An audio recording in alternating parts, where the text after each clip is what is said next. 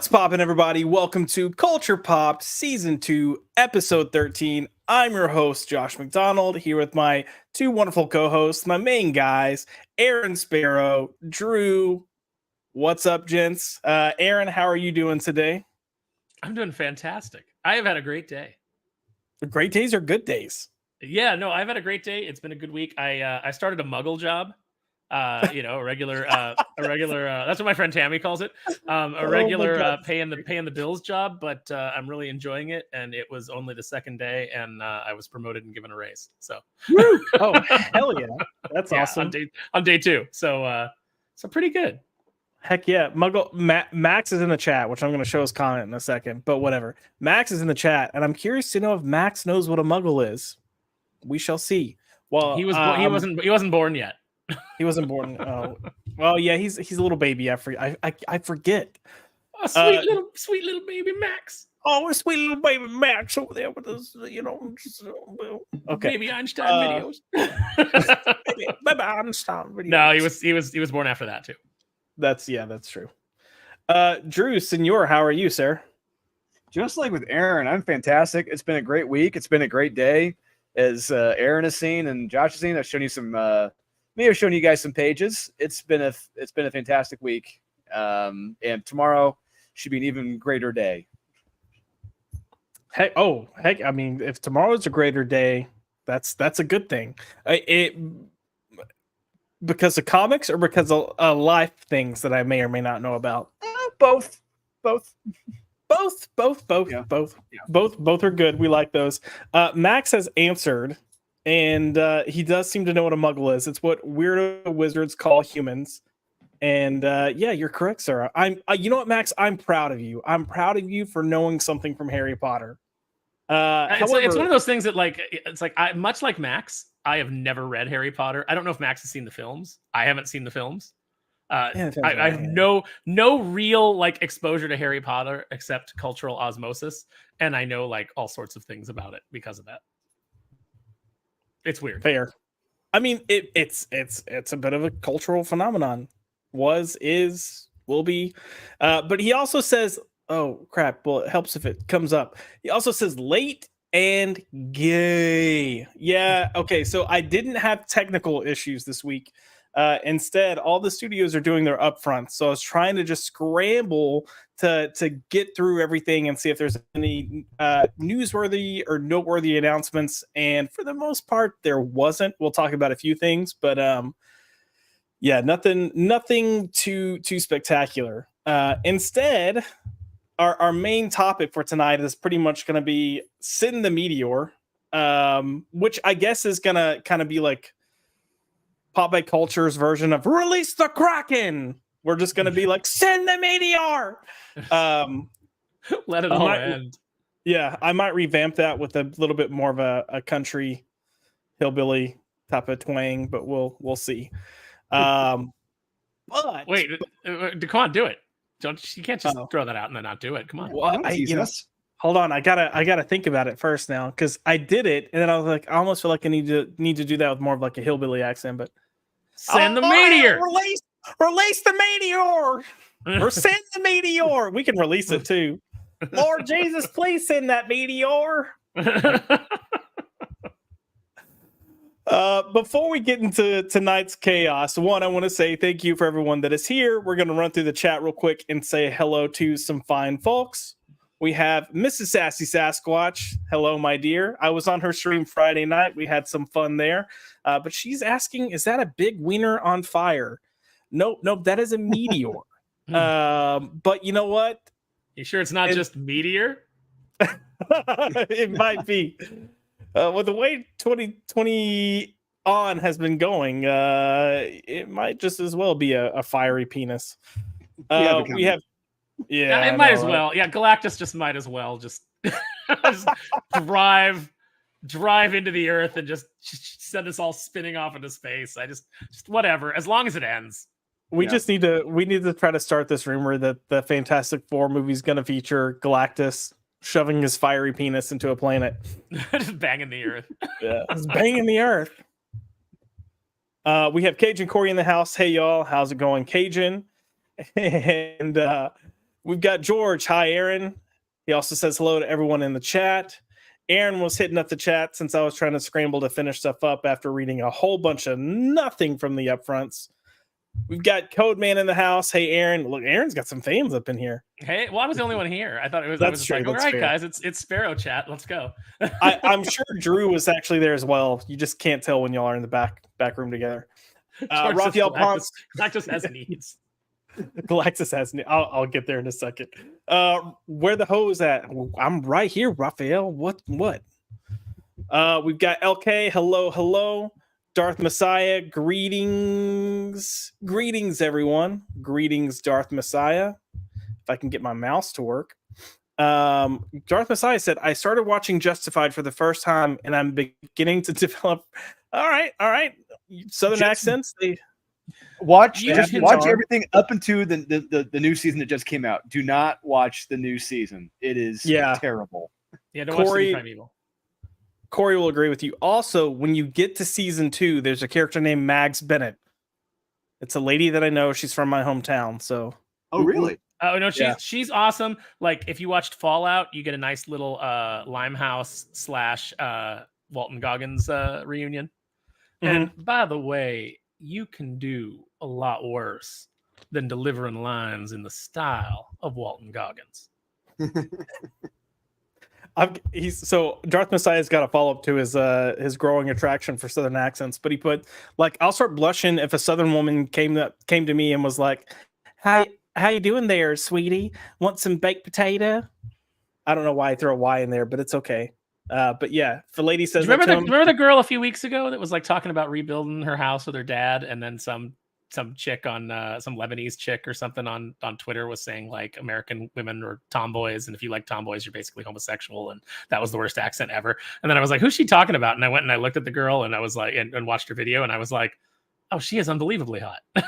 And that accent is super hot. Sorry.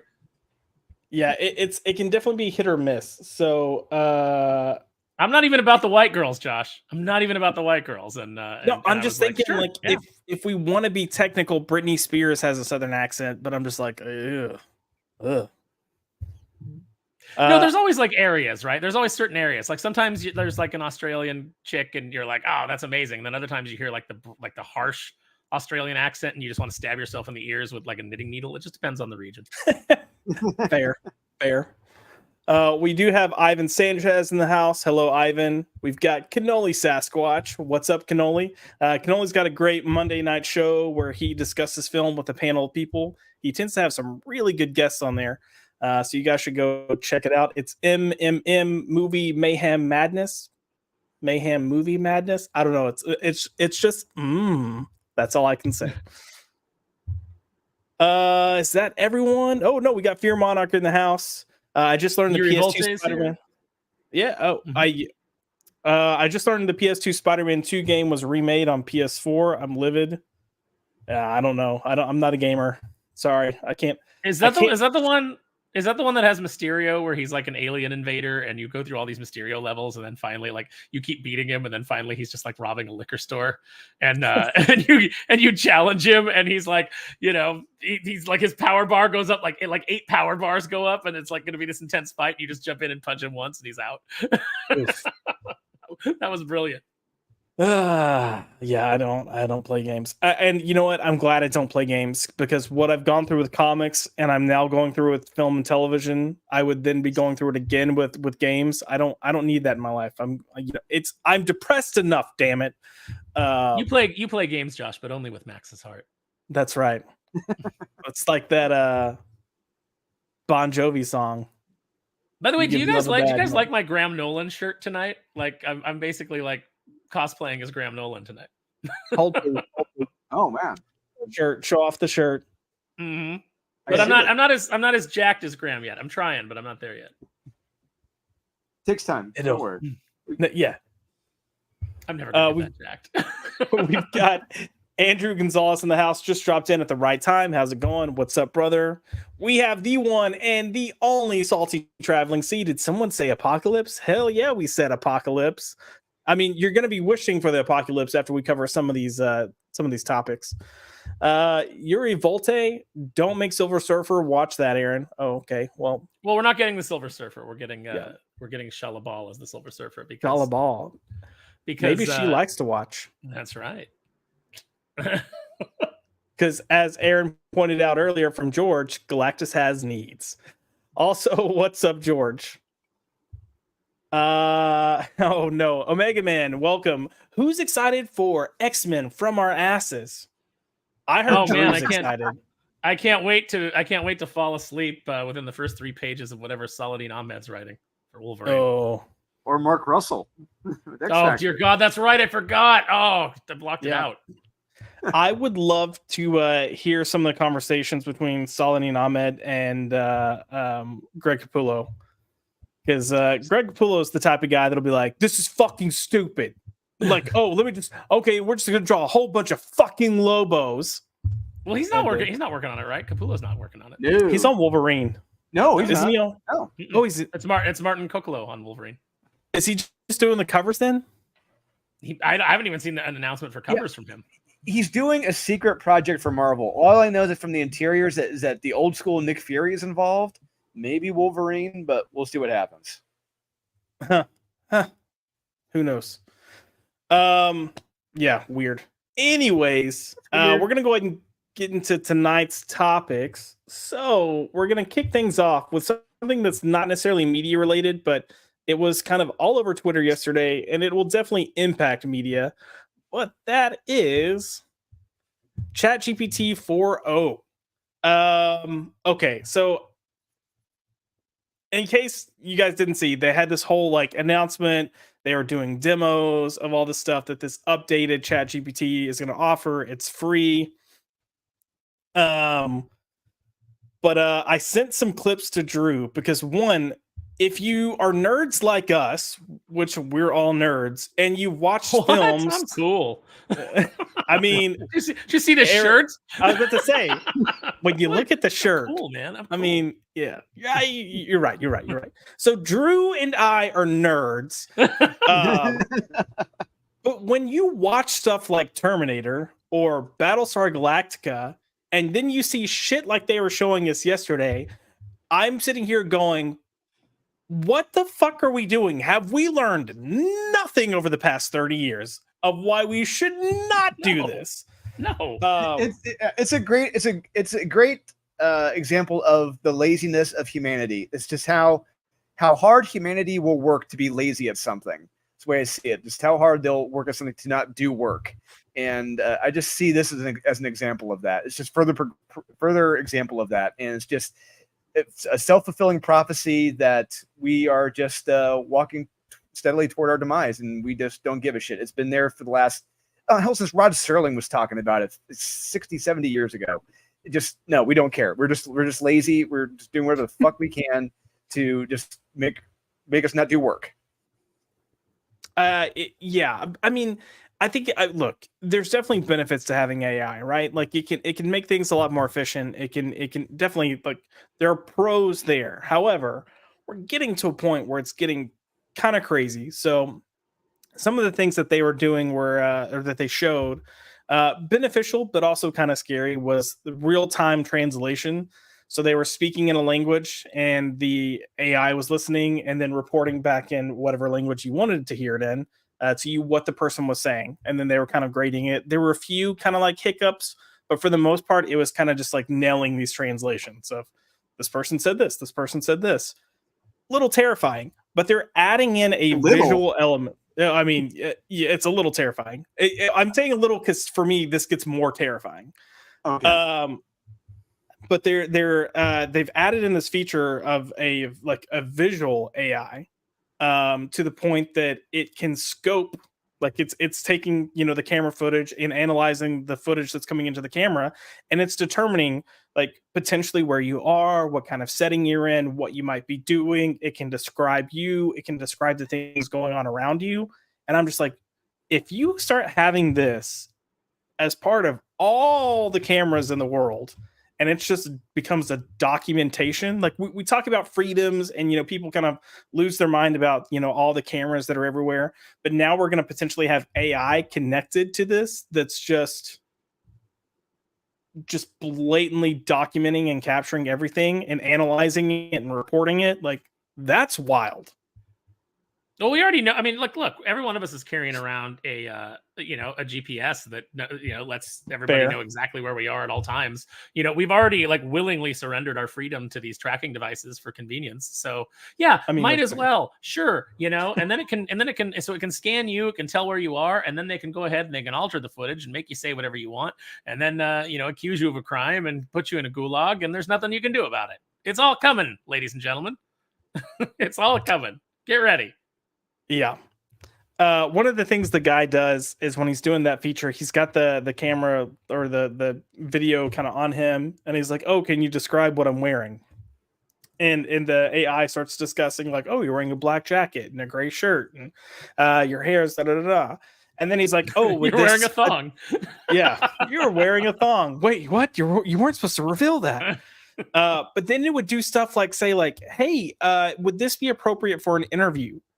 And it starts giving this description of like, yeah, if you're going on an interview for a company that, requires you to wear casual clothing, it might be appropriate. And he like puts on this whole, like, the Fisher kind of like whatever hat. And he's like, what about now? But it's got like a sense of humor. It's like, oh, I don't know if I'd wear that. I mean, you might make a big impression, but it might be the wrong impression. So it starts showing that it's got personality. And then as they do other things, it starts showing that it has personality to the point that it will flirt. Like it is essentially flirting with you, complimenting you.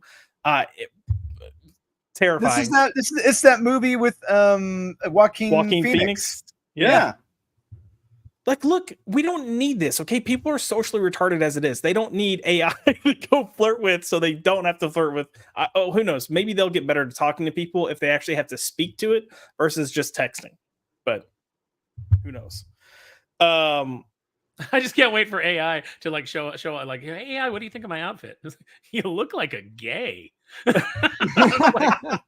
oh my god, he's a gay. What a weird thing to say. Catherine Tate. If you're not familiar with her, she was on some of the older episodes of Doctor Who, but she's like a British comedian. But she used to have a comedy sketch show. I think she was on The Office for a little bit. I've had lunch with Catherine Tate. Have you really? I'm a little jealous because I like her. I really liked her variety show that she had on the BBC back in the day. But she's got a sketch where she's playing like a mom, and then her son comes out as gay, and she's like acting like she's just shocked and hurt, and then she's like, "Oh, this is fantastic!" So everywhere she goes, she's like, "John's a gay man now," like just randomly telling people.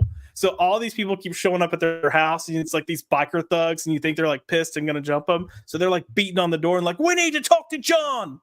So she's like, and what do you want with them? And then it's like, do these shoes match with these pants? So it's a good sketch. It's funny, but anyway, AI. Some of the other aspects that this was showing was it was having it kind of review documents, including charts and numbers, and it was able to then take that information and correlate like a summary to provide it. But not only that, they put it with code and like math equations, and it was kind of helping you walk through and solve or fix code for computers or solve the math equation. So I'm just looking at this going, man, how obsolete are we making ourselves now, and how fast until this really gets to the point that it can determine variables, overcome variables, and then it's Twilight Zone shit. I mean, this seriously, Rod Serling was writing the shit like this on the show 60, 70 years ago. It's insane, and we are incredibly stupid for not learning upon the past, not reliving just not learning from the past. It's insanity. On the bright side, if you like are watching Knight Rider and you say like, how could I do a ripoff comic of this Knight Rider? But with like two lesbians instead. It'll write the whole script for you. I mean, that's true. But I will say, you mentioned write the script for you. We've already seen that, writers are utilizing this. We're seeing AI scripts come out. Writers are utilizing it. Writers. Right. We know people that may or may not be using it. I'm just saying, to write their comics. how much further do you think it needs to go before it's actually going to start writing like AI will start writing qualities? I mean, look, it's already doing a better job than half these people that, claim themselves as writers. But how long until AI gets to a point where it can actually go through and just do this? Like, I mean, just knock out a script on its own that's a decent script and better than what 50% of the population will be. Human expression is dead. Well, and that's the other thing too, is like I was talking about how it would flirt and make jokes. This AI is learning to read human emotions and will comment based on the facial features you make, or if your tone of your voice changes, it'll address that there's a shift in tone. And I'm just like, what point does this thing go from forget writing, but what about actors and actresses? Like, are we just literally just throwing all of our potential opportunities out the window at this point? Yes, absolutely. I mean, at least in the creative field, but it'll take over other fields too. This is the end. This is it. This is the end game, everybody. We got maybe I don't know, 10, 15 years, 20 max left. So smoke if you got them. I mean, that's fair. So I guess before we move on, I'm going to ask each of you, and I guess this depends on how you looked at it. And they're both pretty similar outcomes, but if the outcome is a world of Terminator or a world of Battlestar Galactica, which would you prefer? Oh, Terminator, because it's just there's very little humanity left. Yeah, just I mean, with Battlestar Galactica, you literally have just maybe a couple thousand people, if that. Listen, with some of the quotes we're gonna get to, I just want to see the highways littered with skulls. That's what I want. Okay, that's fair. All right, before we move on, let's look at some of these comments real quick. We've got Zach's in the house. I want to say hello. He says, "Bring back Only Josh." It's probably coming back. Not this weekend, but next weekend. So just stay tuned. So yes, if you've been missing Only Josh, which is a show that I started the channel with earlier on, it's where we talk less about media, more about real life situations. And I started including panelists, despite the title Only Josh. But it's they a all play have to on be named OnlyFans. Josh, that is true. It's a play on OnlyFans because we get a little stripped and raw, if you know what I'm saying. And no, we don't show stuff because then I would lose all my subscribers. Salty Traveling C says, please hit that like button for Dolan and Aaron. F that Josh guy, though. I mean, fair, earned. I'll take it. And then he also added it. And then robot shotgun dogs appear and Billy Gates gets a hard on. I mean, robot shotgun dogs is kind of cool. I'll take that. We've got Coben in the house. We're passing by Jarvis and heading towards Ultron, aren't we? I think that's a yes. Yeah. I mean, yeah. Go ahead, Drew. Just agreeing. Yep. Continue. Well, I was gonna say too, and Elon Musk has kind of alluded to this in interviews in the past, especially back when he first purchased Twitter. But we have to keep in mind that ChapGPT is part of OpenAI, which is a company that I believe he owns, or he has partial ownership in. But he's referenced that this is pretty much, Twitter is like this just database worth of information that can just be like loaded in pretty much. So it's all my good jokes are gonna go to the AI. All your good jokes and the absolute worst of humanity is getting loaded into this AI system. It's the dumbest takes on the internet. Okay, so you know what? Maybe we don't have to worry, because once Twitter is loaded in and the AI analyzes some of the most prolific tweeters, your Danny Lores, your Vita Ayalas, your T Franklins, once it loads in some of those people, the AI is going to be so damned retarded that it won't be able to function. I mean, you know how when they activate the robots and the like the AI robots and they like scan the internet and like they become anti-Semitic in like 30 seconds, like they go from just like everything's great and blah blah blah to the Nazis had some good ideas, and you're like, whoa. That's what happens when you load Twitter into the AI. So it may hasten our demise even faster. I mean, yeah, you know what? You're probably right. We'll just never get the cultural renaissance of them like analyzing all the very best art and then producing something really great. That'll never happen. It'll just go straight to the hellscape. You're probably spot on with that one. God, the thought of Twitter of all things controlling AI or influencing AI. George says all of Aaron's jokes and the weirdest porn will be added in. Well, at least the porn will be funny. Yeah. Oh man. Jamin D says, "Don't worry, Josh. I just prayed to the Lord Shiva to send that meteor a bit earlier." Laugh out loud. You know what? I appreciate you, Jamin T. I will accept your prayers and thank you. George J. Metropolis, don't fuck the robot. The movie is called Her, by the way. I mean, yep. Don't fuck the robot. That would be not great, not good. Zax, it's like we all watched Ex Machina except for the last 10 minutes. Yes. We're like, oh, this was pretty good. Click. everything worked out for the best for everybody. Fear Monarch's giving me shit because I said we didn't learn from the past when I was referencing the past 30 years of movies, but he put two right. Them damn youngins already forgetting the robot uprising of 1732. Oh man, I remember it well. Max wasn't born yet, but I remember. Max was not born yet. But Aaron, tell us about that uprising of the robots in 1732. Well, the old robots, they all got a little bit uppity, and danged if they didn't go on around hooting and hollering and just causing a general ruckus. So we all had to get our pitchforks and we had to get some torches and go out there and take care of the problem, like you do. And we spent a lot of time fighting robots because, the French hadn't been invented yet. So, you just did what you could. You know what? I'm having chills thinking back to those times, Aaron. Thank you for sharing. I don't know if I would have been able to. I should have went with the Dutch. Nobody likes the Dutch. Oh, they think they're so great. They're all, oh, look at our windmills and our wooden shoes. Hardy har har. Yeah. I haven't been drinking, I swear. He swears. George says the robussy makes humanity forget. Oh no. I think I know what bussy is from last week now. I think I figured it out. Yes. I mean, look, you could replace the B with the P there and it would probably work as well. And what's terrifying is that's probably more accurate than we think. We're totally gonna have robot prostitutes. I mean, come on. JD Petty, I've tried using ChatGPT to help flash out ideas. I'm not impressed. Maybe this is different, but it's missing something. So there are different, I guess they had different tiers of how good the AI was.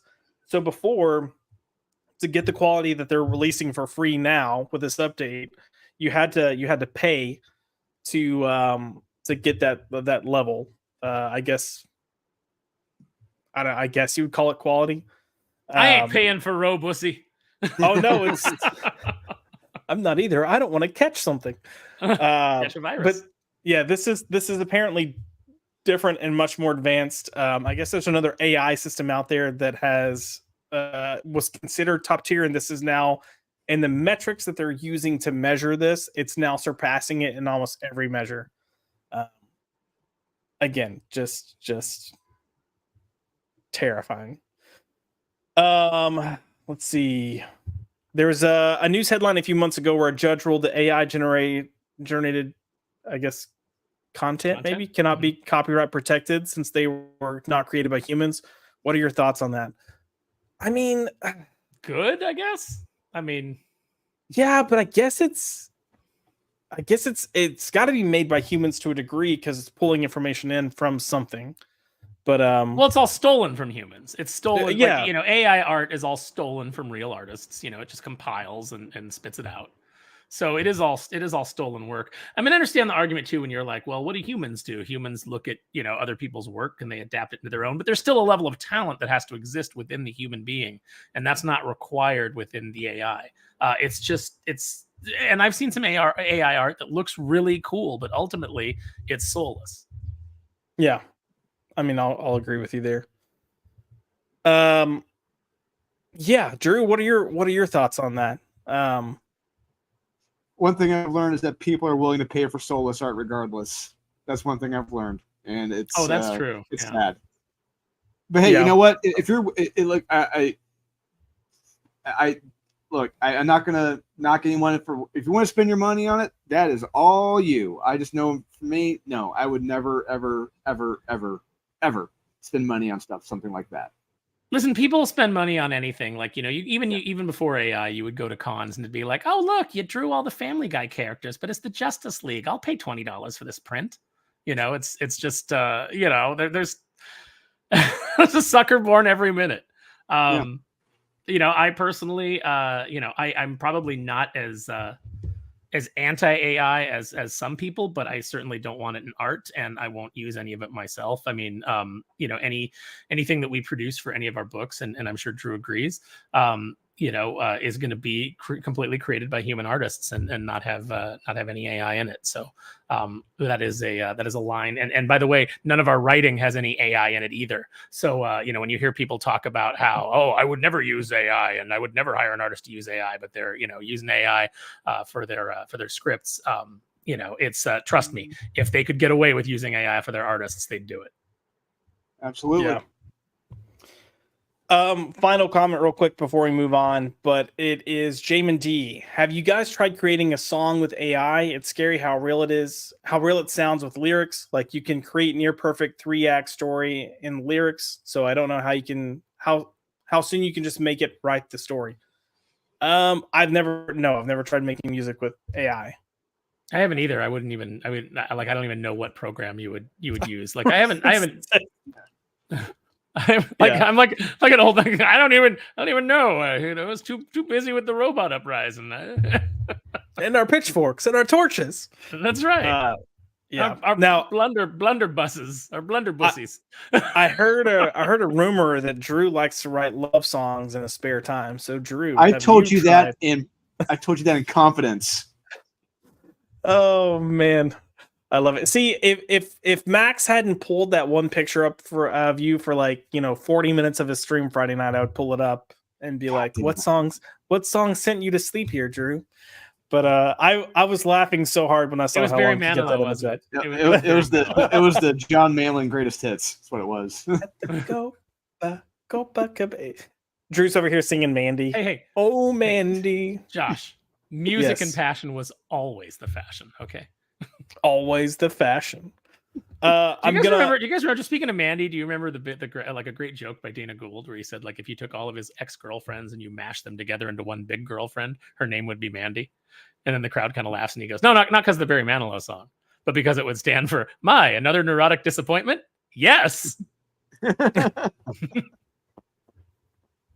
Yep. And allegedly, Mandy was about a dog. His dog. I don't know if that's true or not. I don't think it was. Oh, I like dogs. I mean, probably because Barry Manilow's gay as fuck. I mean, let's just be honest.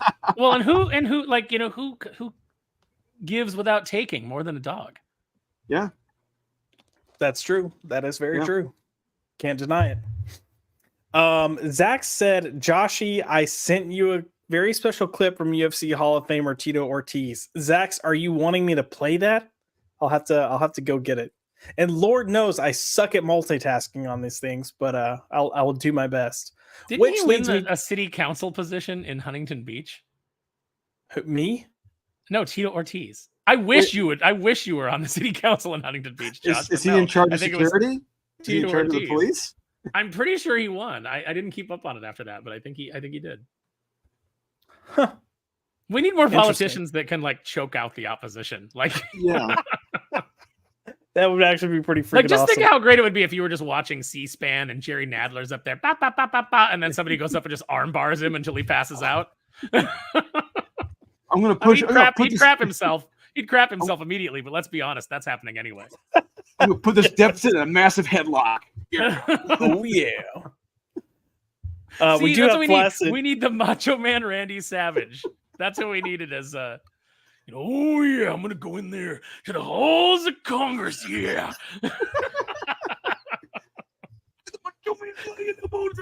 I'm gonna filibuster that entire chamber, and then I'm gonna drop the big elbow. Dig it. Earmarks? What? Yeah. I don't even know what that means, Mean Gene. Yo, Macho Man, you're getting a little heated. Do you need a snack? Do you need a Slim Jim? Snap into it. You know, he's still the spokesman for Slim Jim. Seriously? Yeah, they still use this. Yeah. Yep. I mean, it's like LA Knight. Like LA Knight is on there now, and Bianca Belair and stuff, but they always end with Macho Man. Yep. As they should. Flaccid Phoenix says, I wish I could use AI to create a better Josh. You know what, Flaccid? Don't we all? And then we're kind of got the one with the AI music thing, which again is just foreign and news to me. But there's a few AI songs I've heard and they're hilarious. Look up I glued my balls to my butthole. Okay, I will look this up after the show because I'm too scared to do it while live. But all of a sudden, I'm like, my position on AI has changed. Now I'm thinking that it might be the cultural renaissance that we need. Oh my god. No. I was not expecting that. I glued my balls to my butt. Okay, Corey, you need to send me a message on Twitter so I don't forget to look that up. We have LA Knight Rider. What's up, brother? How are you? I used AI to create a song about how I can't see tits anymore after burning my eyes out staring at the eclipse. It went pretty hard. Right on. I feel like I need to get really drunk and then go play try to make songs with AI. You know, I got some songs I could write. I've always kind of written my own, but yeah.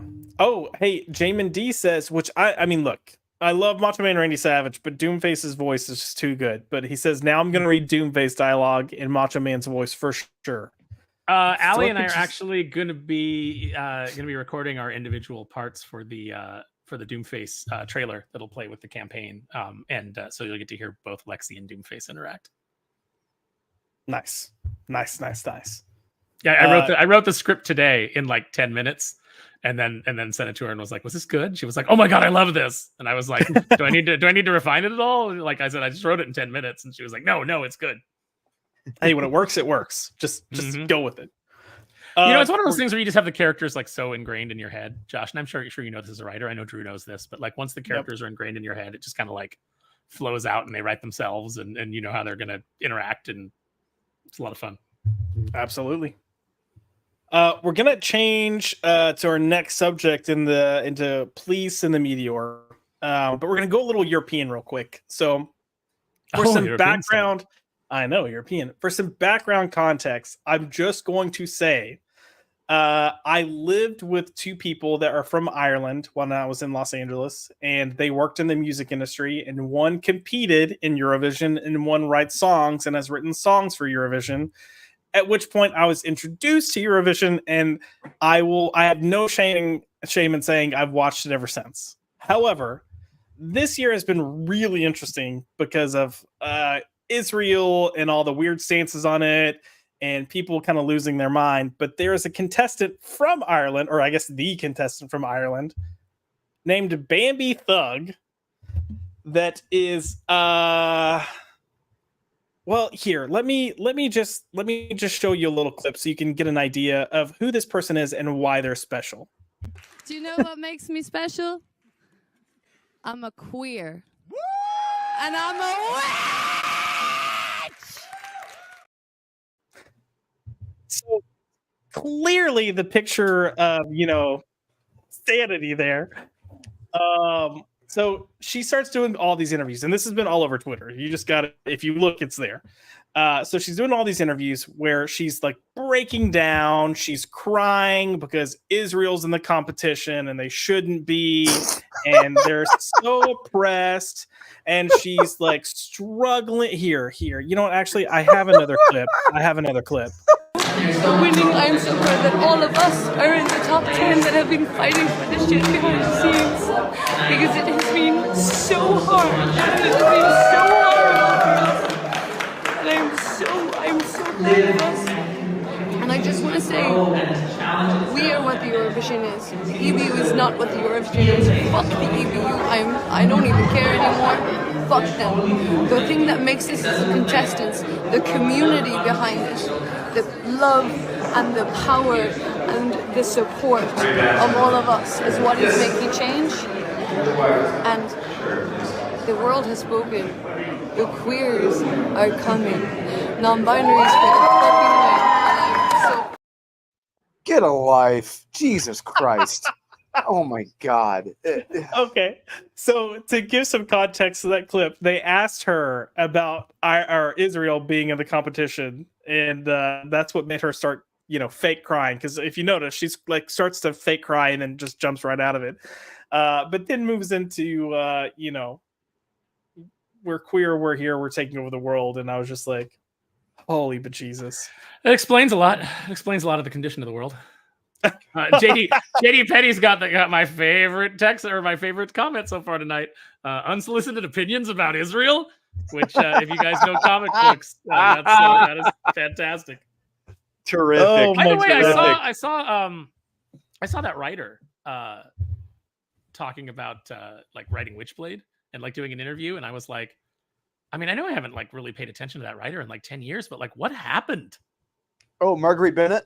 Yes, what happened? Yeah, she looks like the Health and Human Services secretary. Yeah, it's bad. She really let herself go.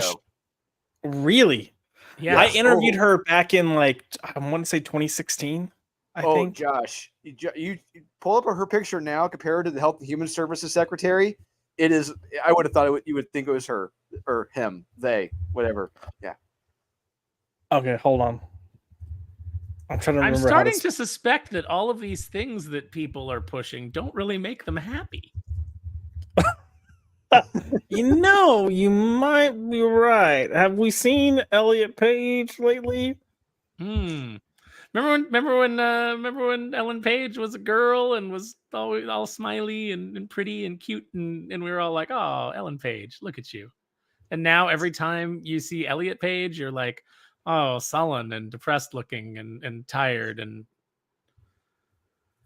there's just so many more things going on than what they think the problem is. Oh yeah, absolutely. Drew, I'm not seeing the picture. I'm only seeing old pictures. If you look at there's a trailer that came out. There's a trailer that Top Cow put out literally within the last week or so with Marguerite Bennett talking about the upcoming series. And she's in it. She shows herself visually in the trailer. It's on Instagram. And you can see her. It's like, what the fuck happened to you? It's like looking at Heather Antos now compared to like 2017, 2016. It's like, what the hell happened to you? Jesus. Am I the only person that looks better than 10 years ago? And I'm not saying it was a high. I'm not saying it was a high bar. I'm just saying. Yeah, I mean, yeah, seriously. I mean, it's what happens when you hang out with Gail Simone too much at Olive Garden. Jesus. more breadsticks, Alejandro. No. I'm the funny one. Oh gosh. I thought you were on a diet. I'm hungry. She's the writer of that Mom series. Yes. Wait, Marguerite Bennett wrote that? Yeah, with Amelia Clark. I didn't realize she wrote that. Jesus Christ. She wrote the unsolicited opinions of Israel issues of Angela. She's the one who ruined Angela after Marvel acquired her. Oh man. Okay, yeah, I didn't know that. Yep. Oh god. I'm gonna have to look at that trailer later and see what she looks like. I'll find it. I'll take a snapshot of it and I'll send you the image and the secretary so you can see the similarity. Because she I mean, I'm not saying she was like fit. We have on the screen. We have questions. Finally, Ireland representation. I mean, sure. We've got Adam Ray. I used to live in Ireland and I always felt like the moral culture was about 20 years behind ours. So sure, angry punk who hates Western civilization is pretty 2004. Is it pretty 2004 though? This is it is only Western civilization that wouldn't have put you to death for looking like this. Okay. We're the only idiots that tolerate this shit. Yeah, you want to go on about Israel. You want to go on about Israel. Tell you what, Bambi Thug, fly over to Palestine and just walk around the Hamas-controlled area looking like you do, and see how welcoming they are to you. I mean, that's fair. Because common people, Israel shouldn't be in it. But look, there are multiple countries that aren't technically European that are in it. The funny thing is the whole point of Eurovision was it got started after World War II as a way to try to bring peace to the countries, to try to find like, here's a commonality. People love music. Let's bring this together. Let's be better than what we have been. And of course, now we're sitting in a time period where there's a bunch of little micro wars going on. Humanity will never have peace. This is the thing that like I loved about South Park when they were doing like, if you took all the religion out of the world, like what Richard Dawkins, then everything would be peaceful. And then you fast forward to the future and like we're at war with super intelligent otters and they're mad at us because we make picnic tables when we have perfectly good tummies to eat on, and that's what the big war is on. And like everybody, instead of using the Lord's name in vain, is going science age logic. It's just humanity will always find something to fight about. Like, look, you couldn't in the 90s, you couldn't even get Star Trek and Star Wars fans to agree on anything. I saw two nerds who both love Transformers almost get into a fist fight over whether Frenzy was blue and Rumble was red or vice versa. They almost came to blows. I know two nerds. They stopped talking to each other because they had a disagreement about whether time travel followed Terminator rules or Back to the Future rules. They didn't talk for 4 years. We will always find something to hate each other for. It's in our nature. We suck. It's like that in sports too. Notre Dame fans are always going to hate USC fans. Indiana fans are going to hate Purdue fans. It's like that. Yeah. Everybody's going to hate Raiders fans. It's just the circle of life. That is the truth. If you're a Raiders fan, there's something wrong with you. Hey Josh, I sent you the image of Marguerite. I texted you the image of Marguerite Bennett and the Health and Human Services Secretary Rachel Levine and the trailer for Witchblade. Holy shit! See, it was shocking, right? It's shocking, dude. She looks like fucking Carol Baskin from Tiger King. You're right. Oh like, look, my. and I'm not, look, hey, you know what? It happens to the best of us. You have a bad run of years and you put on some pounds or whatever, or like, and then you got to get yourself back into fighting shape. Like, I'm not saying that that's a bad thing, but I'm saying like, if you're going to do a video, like advertising something, tart it up a bit. In the words of Eddie Izzard. Fair. I mean, look, I've definitely put on some pounds, especially since starting my current job where I sit at a desk all day. But yeah, that was a little shocking. Anyways, I'm trying to get all. I want to get all jacked like Max.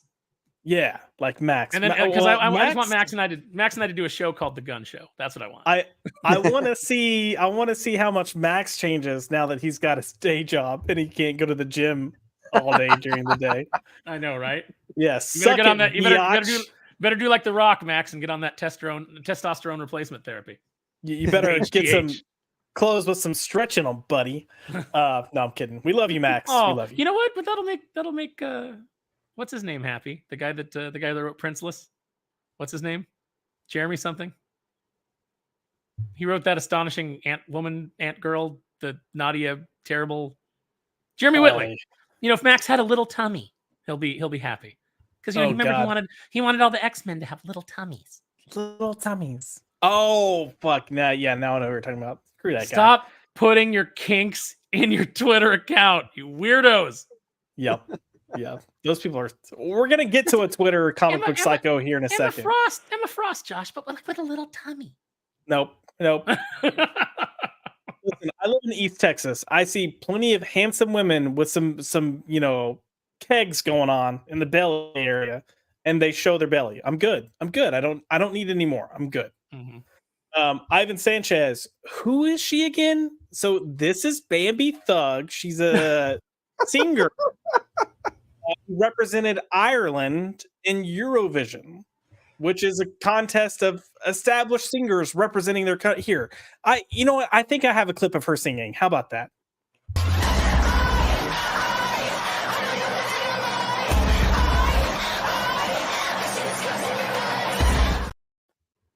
Okay, that's all we're getting. Anyways, as you can see, picture of health. Don't you just want to go download that song, Aaron? Doesn't that make you feel inspired? Doesn't that scream peace to you? I mean, it inspires me, but probably not in the way intended. Like it definitely inspires me to violence. It inspires me to bring out just the guns, the pitchforks, and the drinking. Yeah, it's like just go and get your torches and your pitchforks and let's go burn us a witch. Burn us a witch. Zach says, "What the fuck? I leave for 5 minutes, and this? Yes, Zach. This is what happens Zach, when you leave. Happens. You left, and chaos ensued. Congratulations." And now for something completely different. You're right. Flaccid, this is making me wet. We expect nothing less from you, Flaccid. So Zach says, "Is that Gator's dad?" And Flaccid put, "Gator wishes his dad looked this good." Oh my god! Why is our chat filled with degenerates? We're all degenerates. We're all degenerates. You just forgot the worst in me. Yeah. Last comment, and I swear we'll move on. Even if there's other good comments, we'll move on. But common people put, "Next they'll show us Irish woman flashing that camera thing from Dublin to New York." Have you guys seen that? That wasn't an Irish woman, though, wasn't it? Wasn't it a New Yorker flashing Dublin? Because if not, then my joke doesn't work on Twitter. I think it was an Irish. I think it was an Irish woman flashing New York. Oh, really? Oh, okay. Well, maybe what I said still works. I said that like it was just the first time anyone, a local man was heard to say, "Oh, I guess there's something good about living in Dublin." Or probably the first decent thing to happen to New York in a very, very long time. That's true. That's true. You see a lot of nudity in New York, but it's not any that you want to see. It's usually just homeless people taking dumps. Yeah, that right there. By the way, and you know what? Don't get mad at me, New Yorkers, because you know what? I live in California, and I'm telling you, at least 3 times in the last 4 months, I've walked into a bathroom at Target and seen a guy washing his balls in the sink. So, it's like 3 times. Not the same guy. All different. Thanks, Gavin Newsom. Thanks, Gavin Newsom. Thank you. I can't pass this up. If you look like Max, no ladies will like you. It's true. I mean, we have to hear from Max all the time, just how rough dating is. Just Josh, I'm sorry, to this day, I'll say it again. I said before, I say it again. He was handed gold, Josh. We were right there. Handed gold. Yep. Kara Creates, one of our friends, tried to get Max just to talk to one of her friends, and he passed on it. And then I even have a friend out here that I was like, "Max, you would like her. She's like 5'10", 5'11". She's gorgeous, good Christian girl, but like chill." No, I'm good, man. I'm good. Okay, Max. And you didn't call me, Josh. You didn't call me. Thanks. I'm sorry. We were in the process of teasing Max, and Max being like, "Yeah, I'm looking 4 out of 10. Oh, I don't know." Max said he's like a 4 out of 10. No, Max I'm a 4 out of 10. Jesus Christ, come on. Max is a 4 out of 10. Max, kiss my ass, all right? Like, you know what? If you're a 4 out of 10, then the rest of us are like hunchbacks. Just like sanctuary. What the hell is wrong with you? Yeah, the rest of us are like Marguerite Bennett right now. Yeah, that's not. Max, I don't mean this in a gay way. I don't mean this in a gay way at all. But you've got really pretty eyes. Oh man, I'm gonna fucking pass out from laughing too hard. All right, I did mean it in a gay way. Oh, I did mean it in a gay way. Max a 4 out of 10. You know what? That's. Max is very humble. Max is a guy with a lot of humility. I respect it, but that's stupid. And I don't believe that you believe that, Max. And if you do, I'm gonna smack you next time I see you. Just gonna smack you right in the mouth. Oh man. DM Rising, hello, nice to meet you. I'm in the Piney Woods area of East Texas. So if you want, you can DM me on Twitter, and I don't mind kind of talking. Piney Woods, well, that's where the robot uprising began. I don't know why I'm a prospector. I don't know why. I don't know why I choose the voices that I choose for things. Oh man,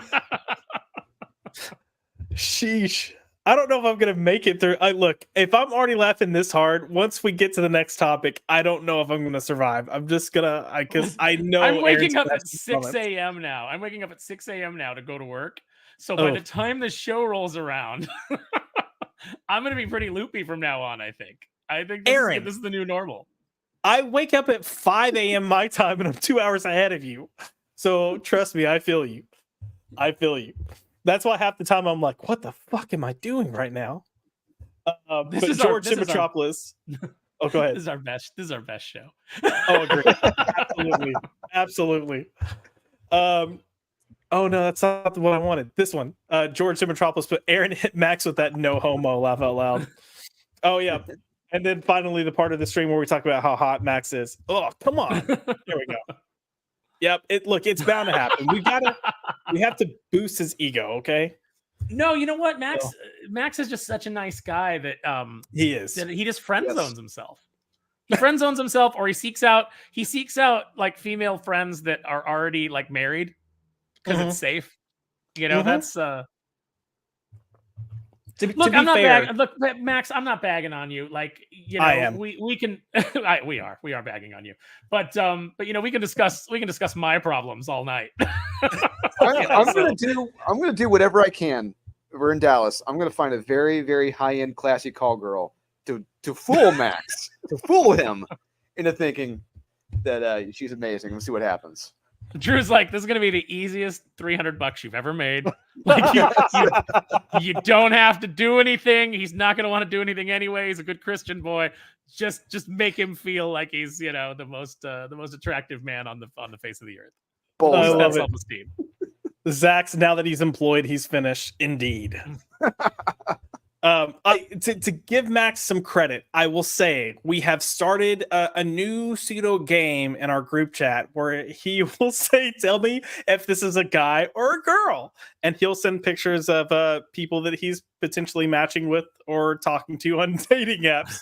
And yeah, you know, we'll say the last one he sent us had an Adam's apple. So listen, Max is trying to date in Southern California. And for those of you guys who live in real states, I can tell you as a native Californian, if you're not very careful, some women turn out to be guys. Yep. Also in the state of California, sometimes even if you are really careful, some women turn out to be guys. That's terrifying. Yeah. And they're somewhat convincing, you know. Some of them can get away with it halfway decently. They're not. The only place that you run into that problem is Thailand. Yeah. Oh, DM Rising Drew says, careful which area in Dallas you go shopping. There is the Highland Park Tail, and there's Oak Cliff. So which one's fill better? You in. Huh? Okay. Which one's better? Yeah. We'll talk about it after the show. Called it sausage roulette.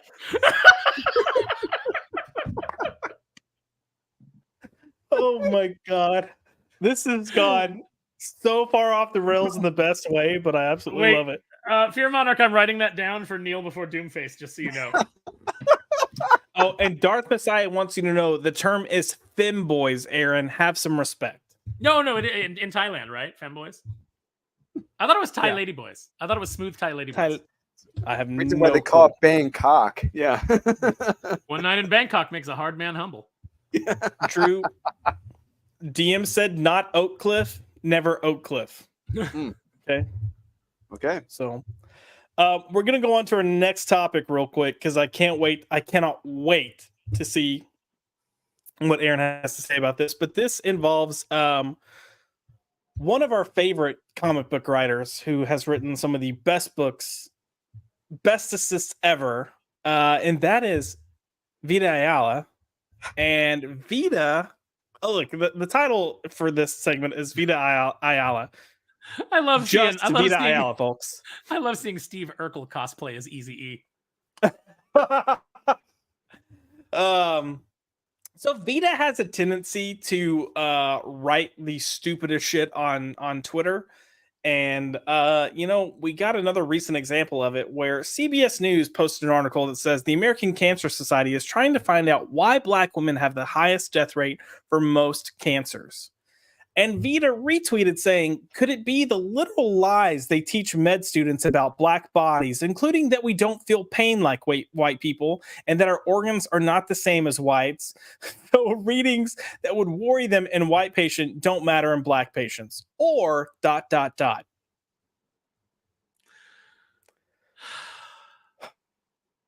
These are your talents for Marvel and DC, everyone. Here you go. This is your best and brightest. From the mouth of retards.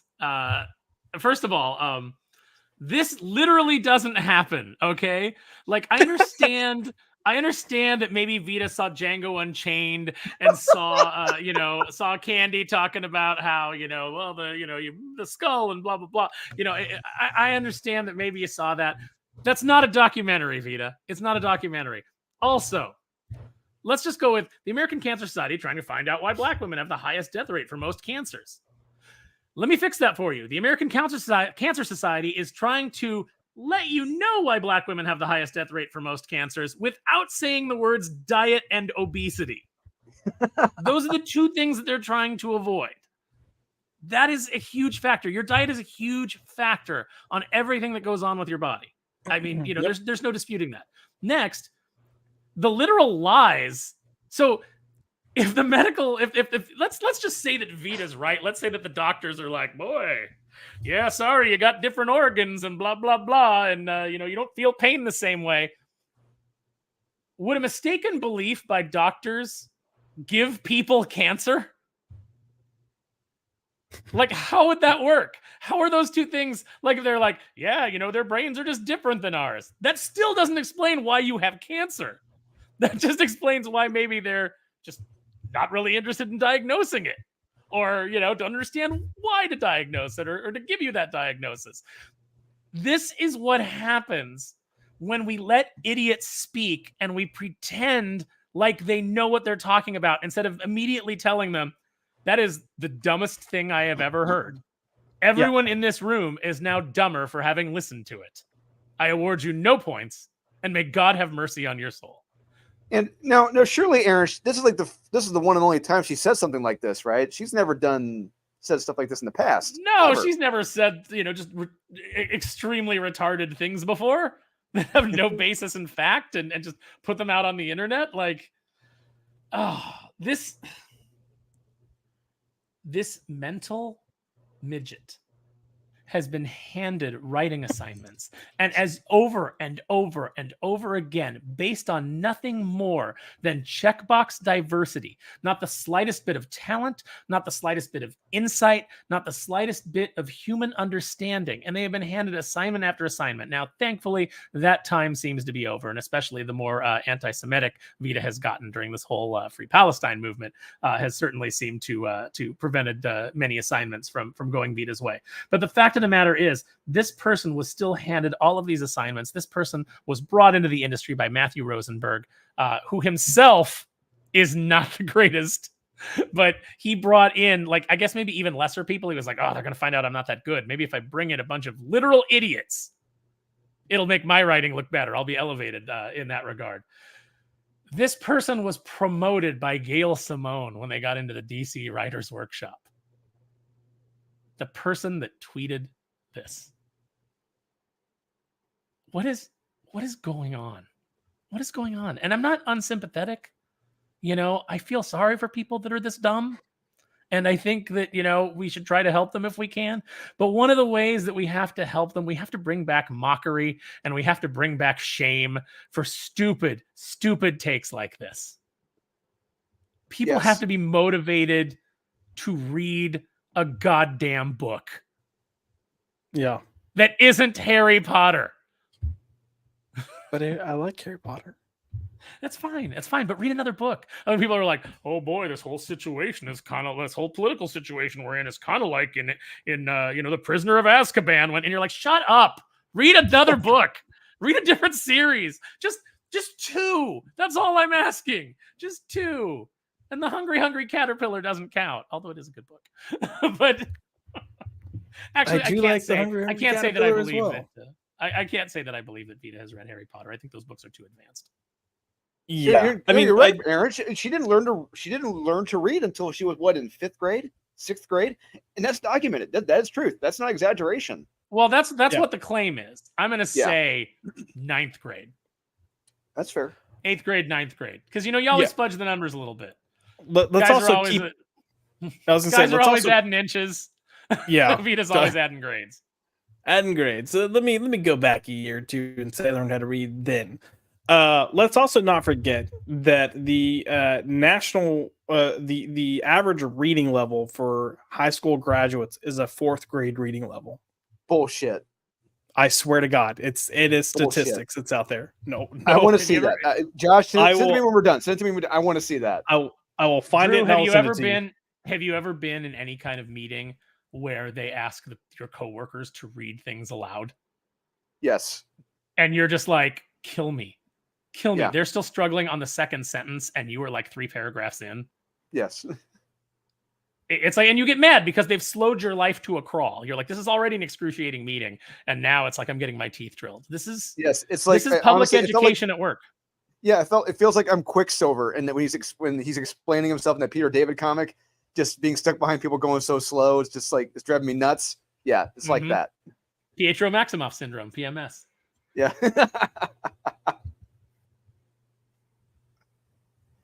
But it's like Vita, Danny, and T. These are 3 individuals who we're gonna just 3 individuals who have been given so much power, so much access, and not held to any form of criticism at all. And these 3, they're just unfireable, pretty much unfireable.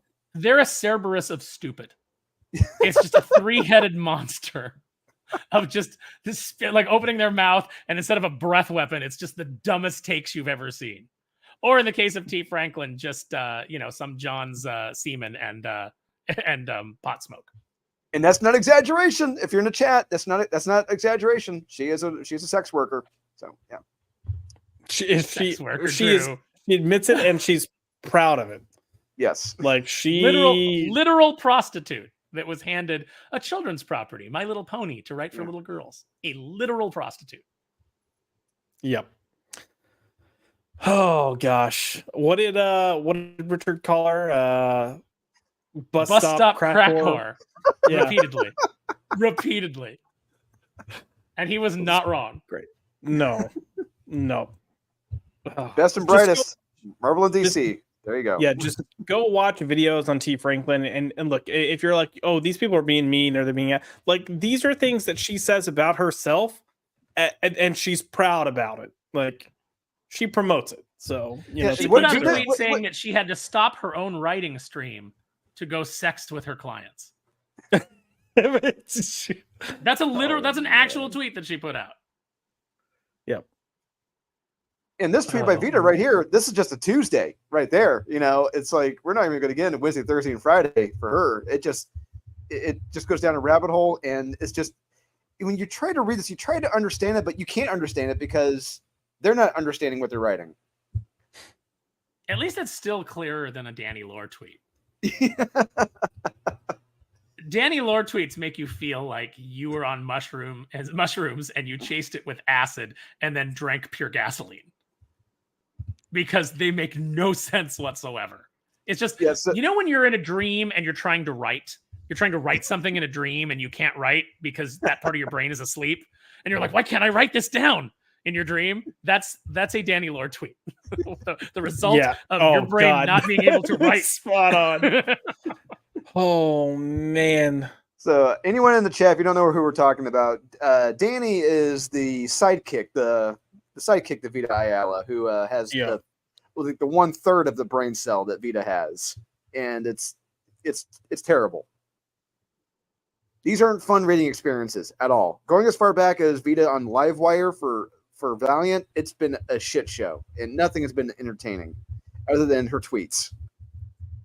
And I hate, I hate to laugh at people who aren't smart, but it's like, I can't help but mock people who aren't smart and aren't even smart enough to realize how not smart they are.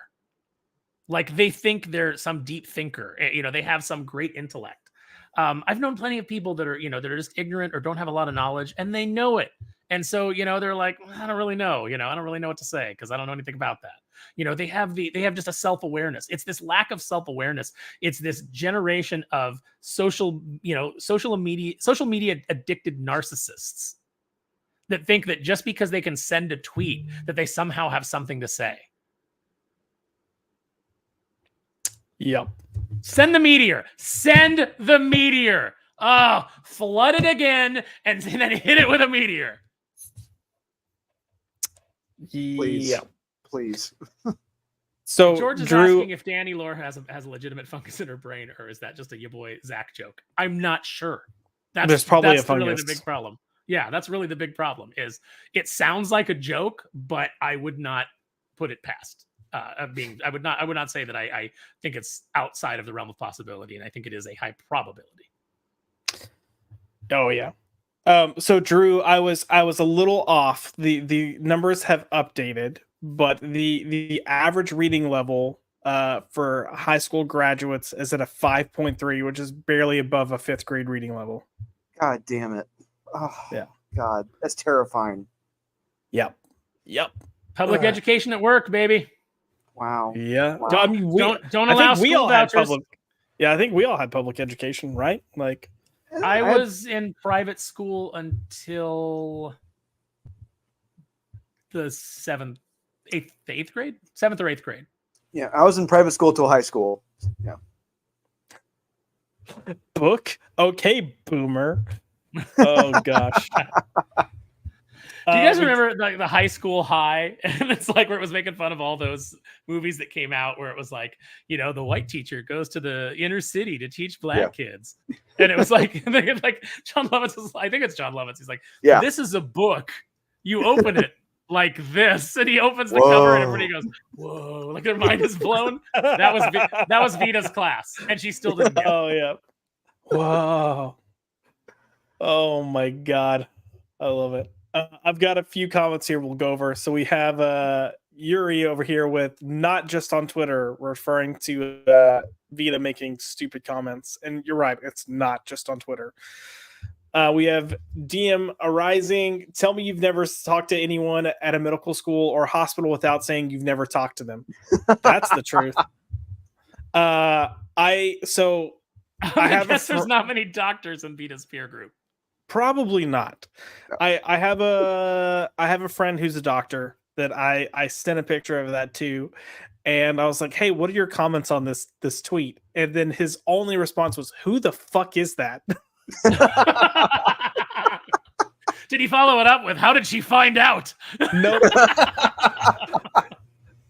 He didn't even send a follow-up response. It was so, like, just clear annoyance at the tweet, and I was and like, look, what's scarier is that there are 420 likes to that tweet. 420 baby, 420 yo, 420. Look, I'm gonna say that maybe we're being too harsh because maybe Vita's tweet is proving that the organs are not the same. You know, at least not in Vita's case. Maybe. This is so upsetting. This is so upsetting to me. It's like this is one of those people that just like, you know, you watch your friends that you watch your friends that like work so hard to put food on the table and like are good family people and things like that, and then they have people like this out there representing them and getting to speak for them, and it's just like, what are we doing? What are we doing? Can we shun these people? Can we go back to shunning?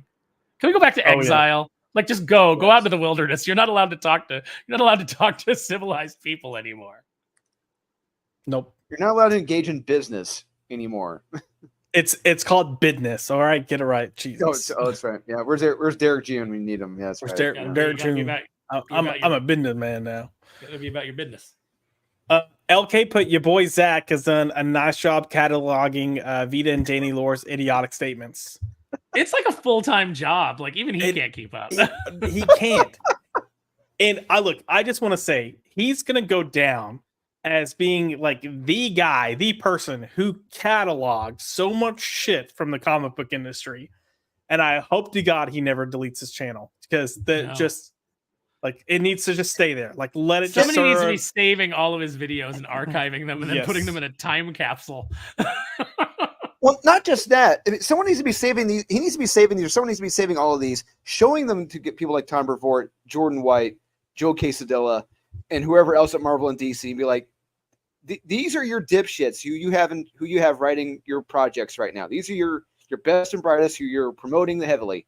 This is what you want out there. This is who you represent. This shows why you're a fucking clown show right now.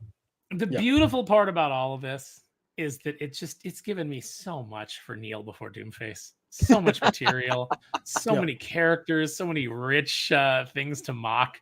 It's the only way that I stay sane anymore, is knowing that I get to make fun of all this and what the comic industry has become. I was talking to a friend today, and we came up with the idea that at some point in Doomface, they should Doomface should be introduced to the heroes of mutant F-Boy Island. and just completely comment on the state of X-Men right now. It's great. Fear Monarch, talking about your doctor friend. She's on to us, boys. It is a guy, but yep. Oh, you meaning the Vita? Oh, okay. Well, who knows what Vita is? Vita is a special individual. We'll just put it at that. We do have Darth Messiah coming in with a relatively serious conversation or comment, but he put, pretty sure access to healthcare also plays a factor, and many Black women complain that doctors don't take their concerns or symptoms seriously. Look, I will say this again. I believe that because doctors don't take my concerns seriously. There's I don't know, write your prescription for something here. You have some Tanzafran. Yeah. And I'm like, what is this? Look, and they're like, I don't know, but the side effects is growing an arm out your ass. Yeah, I think it's all people. Look, what I will say is doctors are in weird situations because hospitals and clinics get graded on pain management above anything else when it comes to funding and stuff. So it's really weird, but they're also seeing a shit ton of people, and you've got good doctors, you got bad doctors, but I know plenty of people that have gotten good help from doctors, and I know plenty of doctors that have given advice to people and they just don't take it. So if a doctor says, hey, if you keep doing this, you're going to kill yourself, or hey, if you keep eating this, you're going to lose your foot, or so on, and you're like, well then, who didn't take it seriously? So no, and my doctor told me if you keep drinking like this, you're going to kill yourself. And I was like, oh, I'm going to drink more now. Thank you. Yeah. Keep it coming. So everything's going according to plan. Yeah. Fear Monarch put, hey man, I just got to the end of Give a Mouse a Cookie yesterday, and then crying emoji. Did he get the cookie? That's what I want to know. Did he get the cookie? And then Darth Messiah said, I only read books with pictures, Aaron. God, come on. You snobs with your books that are nothing but words. Remember in an interview that Vita Ayala said that she read comics for years, but didn't realize that you could make a comic, you could be part of a comic without knowing how to draw. God damn it. Even though every comic says writer, artist, inker, letterer, editor, there's clearly multiple jobs listed in every single comic book. I just didn't realize because I was just looking at the pictures because I couldn't read because a doctor told me Black people can't learn to read because our brains are different. Oh, yeah. God damn it. I have no idea. Look, clearly I don't have kids. We don't have kids. But this LA Knight writer, my son watches Blippi. I don't know what that is. And he literally shit on a dude. Laugh out loud. Look it up. Or don't. Nothing surprises me anymore. Where is that Meteor? I don't know what Blippi is either. I'll look it up after the show. LA Knight. Well, we're trying to. We're just. When I came on to the show Blippi, I said to myself, how can I just insert defecating on people just wherever I could, and nobody stopped me. So Blippi, educational YouTube channel for toddlers and children. What? The Wonderful World Tour coming to the great. Oh, every live picture, there's a guy in a hat, and yeah, this guy definitely shits on people. I can buy it. This guy is the Vince McMahon of children's television. Whoa. Yeah, he's creepy. He looks like he should not be around your children. So maybe don't let them watch him. Dude looks like someone should check his hard drive. Yeah. Oh man. Do they look as bad as the Health and Human Services Secretary and Marguerite Bennett, or worse? Or just different. Marguerite Bennett is oh my god, what happened? The Health and Human Secretary is oh god, why did we let this happen? And this is just hey, okay, wait. kids, So come George along. is saying, okay, I thought it was part of the show, but George is saying the original actor creator of Blippi has a video of him shitting on a dude. What the? Where's the meteor? Where is the meteor? Sheesh. Am I one of the only people that's just interested in a regular relationship? Am I just like I don't have any like weird things where it's like, yeah, I want 16 midgets and salad out covered in nude midgets and covered in Thousand Island dressing spanking me and while I'm wearing a fireman's hat. Like, am I the only person that's normal anymore? I mean, I've never wanted that, so Drew has. Drew talks about midgets all the time. Once again, Josh, I told you that in confidence and privacy. I don't understand why the betrayal. Where was the trust? It's just it's been a feisty night. At least I didn't say anything about your Oompa Loompa collection. Okay, don't you dare! Don't you fucking dare! All those tiny bodies just oiled up and all squirming together. Who wouldn't want to just jump right in the middle of that? all that orange. Man. All that orange. Yeah. All that orange. People are going to tune in and be like, what the hell are these assholes talking about? Everything tonight is getting clipped into just second segments. It is. It's just... common people put, we peaked in the 2000s, changed my mind. I can't. I think you're right. I mean, there's a reason that the Matrix says that human civilization peaked in the late 90s. Because it did. Yeah, I think so. I do want to say hello to Tim Stock. He's here. What's up, brother? And he put, I'm more of a ranch guy myself. So Aaron, I like a good blue cheese personally. Yeah. Mm. Yeah. Okay. I mean, I don't dislike honey mustard, but that's your go-to is honey mustard. Do you have any bacon bits? Sheesh. I do want to pull this up. So LA Knight put children's TV is cringe, but he's just some guy bopping around teaching kids about ice cream and shit. He tried to be a jackass. When he was young before he went Mr. Rogers. Okay. Rage is powerful AF. I've seen some angry toddlers in my time.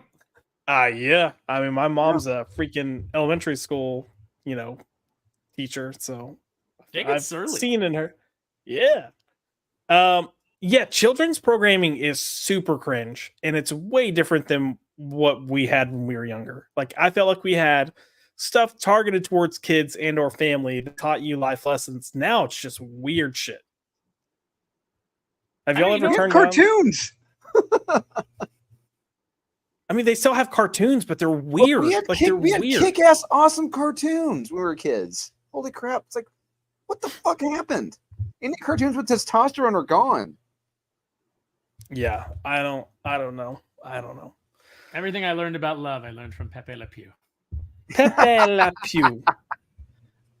We're gonna quickly go through our few final topics. These are less of a send the meteor, but maybe they should be. I mentioned that companies are doing their upfronts to try to get funding from advertisers and all that jazz. I will let you know that Amazon Prime, two of the things that they're pushing to really bring in the money is Rings of Power, which I mean,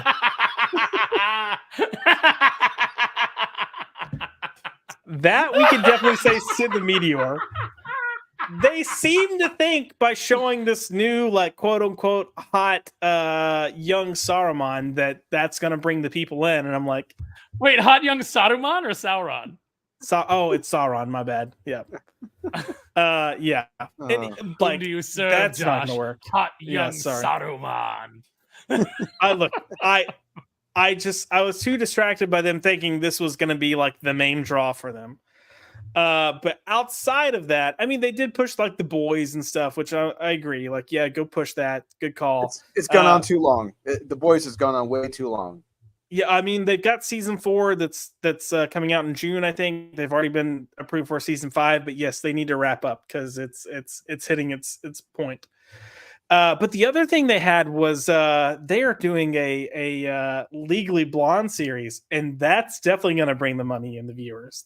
It's a prequel series. Oh yeah. Wait, before Legally she Blonde. went to law school? Before she went to law school. So pre-law? Who cares? Who cares? She's in high school.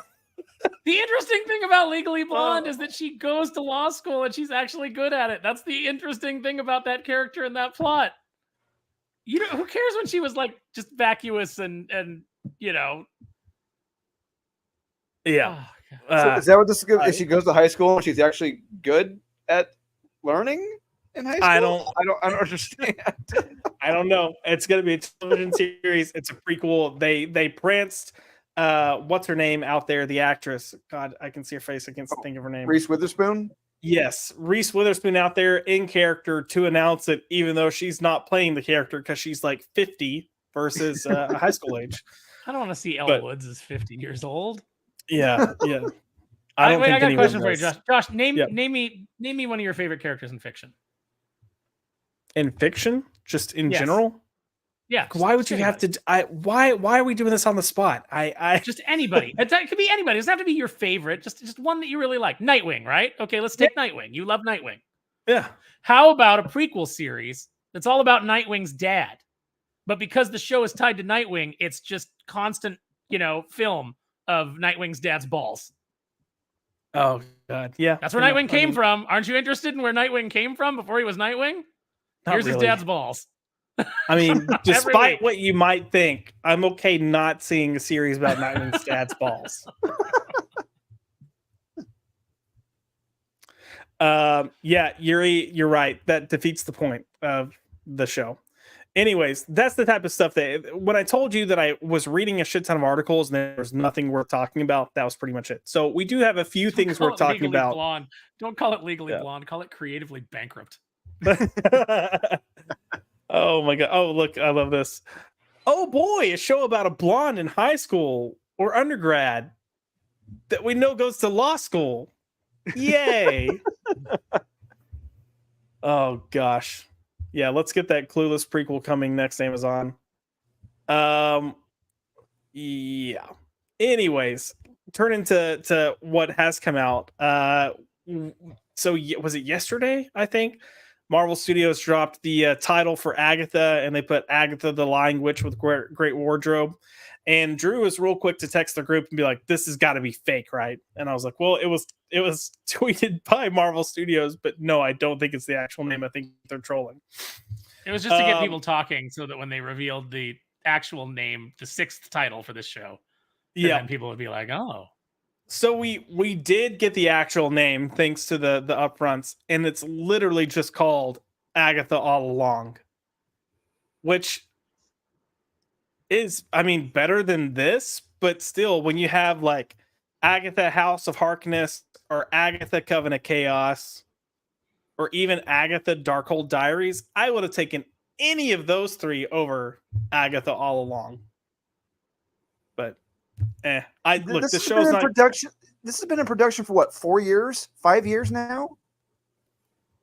About that. Who remembers WandaVision? Who even remembers it at this point? I liked WandaVision. Thank you. But do you remember? Like, are you like? I mean, I like Catherine Hahn a lot. I know Aubrey Plaza's in this. I like both of them. Neither one of them is enough to get me to watch this hot garbage. Well, I don't care about Agatha Harkness. This is one of those things where it's like, you know what? I loved Catherine Hahn in the show. I thought she was great, but she can't carry a show with that character, at least how she's presented. And even then, no one's going to care, even if you try to flesh her out. I think they're banking on the kind of like camp that people liked about the character bringing people in, and the fact that Billy's going to bring people in. But I think that audience is way smaller than what they think it is. Billy who? Wanda's son, Billy. Yeah, that's going to bring people in. Oh, yes. Isn't it Billy? Everyone. Yeah. Her son's name's Billy, right? Who cares about Wanda's son? Yeah. Isn't this a prequel? Yeah. Isn't this what Agatha did before? Isn't this another prequel? Isn't this before Agatha went to law school? From what I understand, yeah. Isn't this before Agatha went to witch school? Like, This is Agatha pre-Hogwarts. Okay, come on. Yeah, no. Wiccan. I think Wiccan's supposed to be the big draw here, but I don't see it happening. Wiccan. Oh God. God. Oh That's God. Wiccan's Billy, right? Or is Billy the other one? Which Who one's cares? fucking Billy? Who cares? Who cares? can't It doesn't remember. matter. It doesn't matter. None of this matters. Meteor. Meteor. Yeah. Meteor. None of these characters matter. None of these actors. Who gives a shit? Especially the kid actors. I don't give a shit. It's all leading to the fucking Young Avengers. Who gives a shit about the fucking Young Avengers? I don't care. Maybe they'll sing that ice cream song again from Multiverse of Madness. That wasn't that great. Oh yeah, God. no, they've God recast. It's an older. It's like late teens Wiccan, like normal Wiccan. Don't care. Don't care. I'm Her just kids saying, weren't just real. Her kids weren't real. She made them up. None of this matters. Who cares? Who cares? I'm more so trying to make sure I'm not fucking up the names of these characters and losing cred. That's more so where I'm coming from. It And doesn't I'm like, matter. You won't lose cred. You won't lose cred getting things wrong about Agatha, an Agatha show, because no one gives a shit. Nobody's geek cred is wrapped up in this. If you're watching this, you're just one of those people who got into Marvel because it was popular, and you liked it because it was popular when it was popular, and you just haven't figured out yet that it's not popular anymore. I just want all of this to die. I just want all of it to go away. I know it's not going to happen, but in my heart of hearts, I would love it if Deadpool underperformed and didn't make money. And it was just like, let's just stop. Let's just stop all this. oh, this train ain't stopping, baby. It's going to keep on going. Hundreds of We're going to millions get Cat of dollars 4 because wasted. with Joaquin Torres, we skipped decades and decades of classic Marvel stories to get you Budget Falcon, created by Mark Waid, and the only thing that he could write about was he's Mexican, so I guess he'll talk about illegal immigration. Because Mark Waid, even though he lived in California for years, might still apparently has never met a Mexican. Doesn't know that they are complete people and that they have many different varied interests. Never even been to Del Taco. Wow. Wow. Oh, he's never been to Del Taco. What's wrong with you? Darth Messiah, Drew, he wants to know, wasn't the Young Avengers run well received? It's Marvel Teen Titans, Young Justice. Why the Young Avengers hate? Okay, so the original run was okay. It wasn't great. I thought it was okay at best. But each subsequent series, it got worse. It got worse and worse. The run I'm talking about, the initial run came out back in, 2006, 2007? Around that, it was the same time as like Children's Crusade, right? Yeah, right around there. Yeah, because they got that dipshit in Hollywood who wrote it. Yeah, but after that, it just went downhill fast, and it lost whatever coolness or cool factor it had. It just became all about, hey, we're gay, we're all gay. You know, we're all gay. Hey, do you know we're all gay too with you? Yeah. Oh my God, we're all gay. Did we mention that we're gay? Let us restate that. We're gay, guys. We're gay. This is like every time Iceman comes into a panel now, he has to be like, what top men are we talking about? Because gay. And he makes a little ice rainbow and then just slides off screen. Not a real character anymore, just a prop. The writer of the original series was Heinberg, right? Alan Heinberg? Yeah. The same guy that wrote the Wonder Woman movie? Yeah. Okay. Yeah, that's what I thought. Anyways, enough Agatha. It got a name, Agatha all along. Yay! They showed a clip. They had Patti LuPone and what's her name on stage to present. Good times. Agony all along. Yeah. Daredevil Born Again got a new logo. Yay! They did show a trailer for this, which has actually gotten some positive feedback. So hey, there might be hope. And then Charlie Cox and D'Onofrio were in an interview with I think it was Access Hollywood. It was one of those news outlets. But they're both talking about how they are kind of getting some creative control to say, hey, this is good. Hey, this isn't good. Hey, we don't like this. So that is promising that they're able to. Done to me. You made me cry, and now I want to be mayor. Right. Yeah. There's no fixing Kingpin, unfortunately. I mean, unless you just disavow Echo. Didn't they say Echo is out of continuity anyway because it's part of? Like, they Marvel? did. Yeah, Marvel Spotlight Knights or Marvel Legends or Spotlight or yeah, Marvel Dumpster Spotlight. Fire. Yeah. Or yeah, what is something like that? Something Marvel Shit Can. right.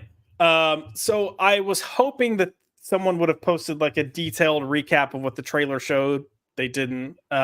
They did announce that this is only going to be 9 episodes, so it's not that 18 episode run like it was originally supposed to be. Where you had 9 episodes where he's in not March. Daredevil.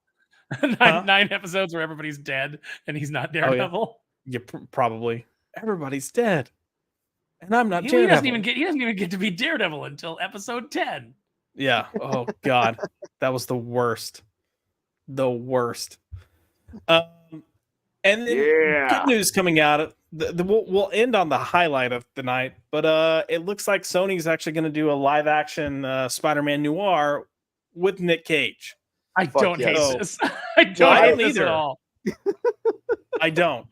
I am so on. If they can write if they can get Lord and Miller to come in and write the scripts, if they're smart, they'll do. Like, Sony, please, for the love of God, look at all your Spider-Man stuff that has sucked, and look at the one thing you've done that's good, the Into the Spider-Verse films. Just let them write a script. Let them write it for the film. Like, just let it happen. I mean, the Morbius team needs a gig, Josh. What are you doing? No, why they don't.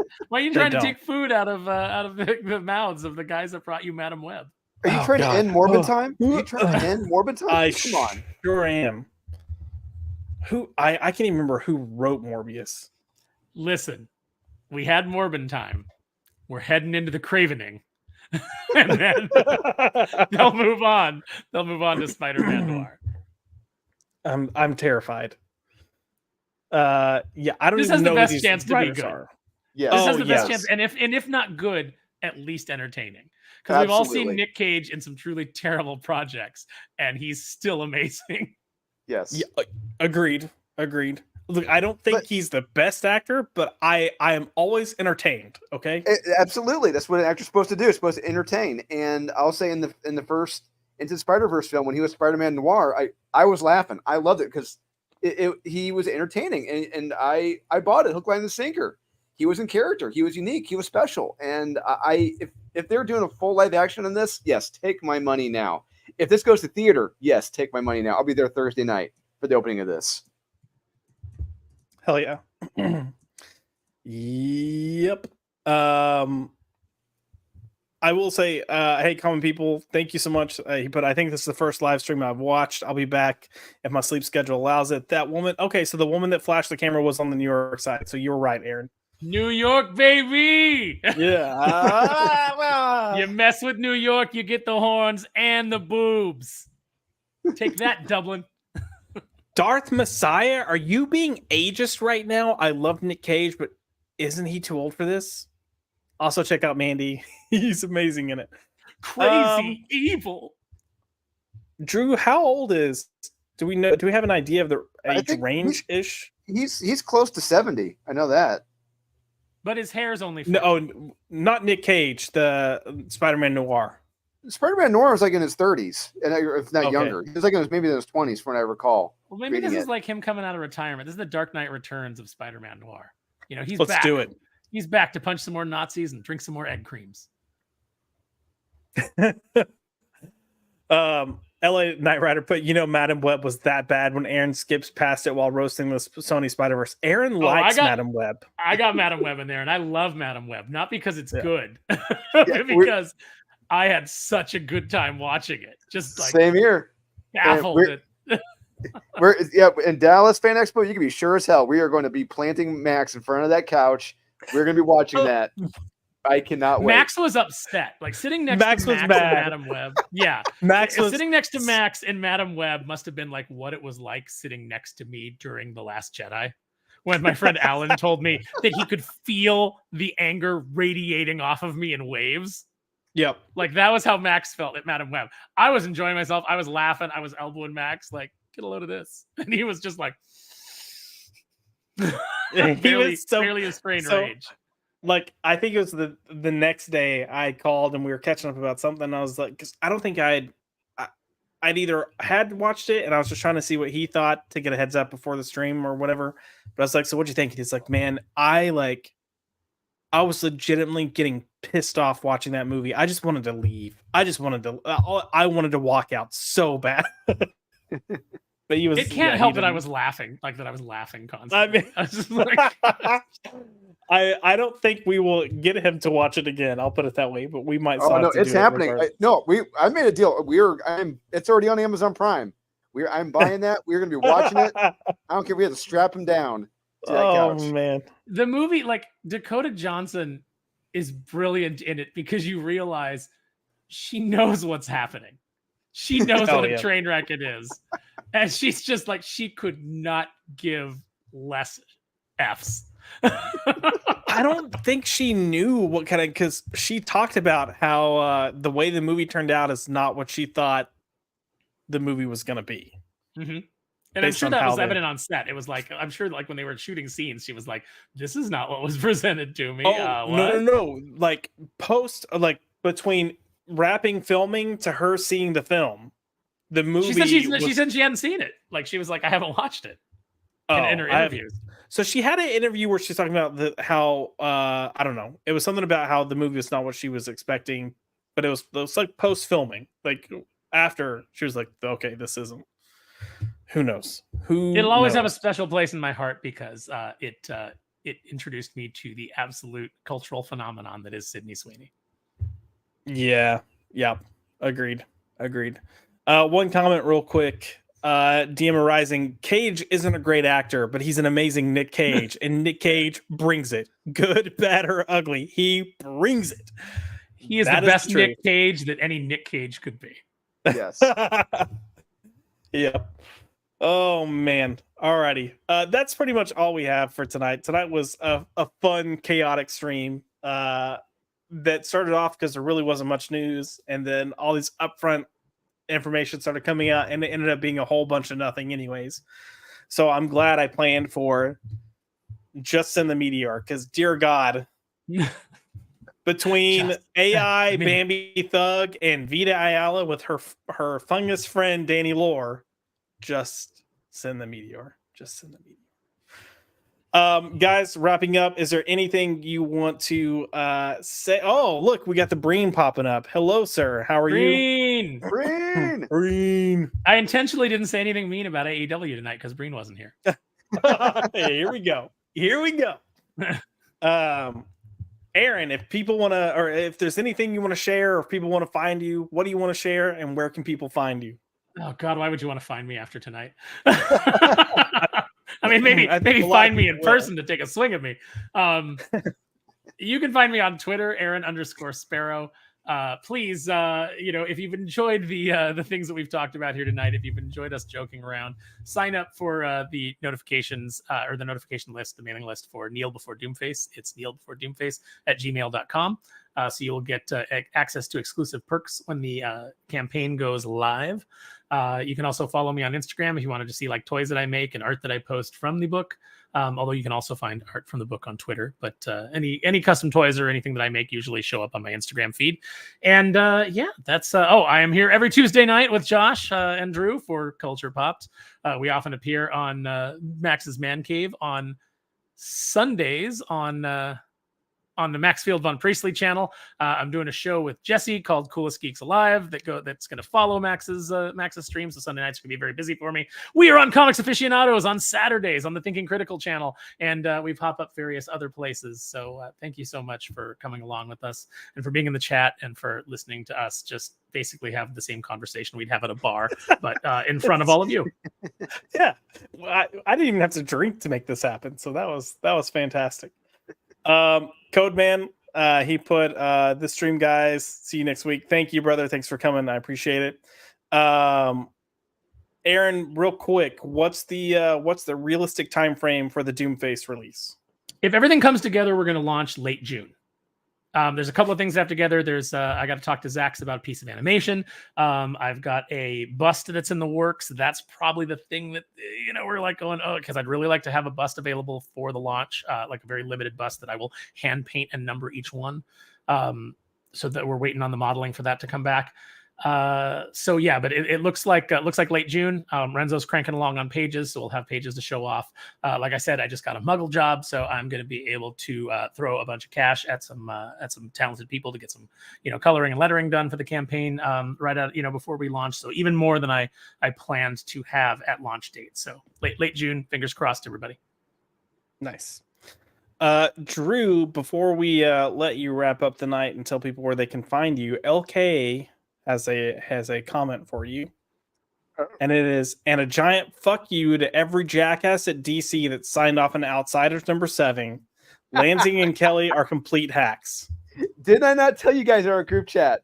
Outsiders #7. Holy That's shit. why. Yep.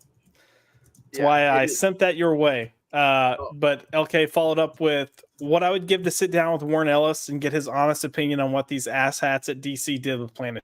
I haven't read it, Mike. Oh, Jesus. Go ahead. So what actually was this a full on backdoor pilot for Planetary?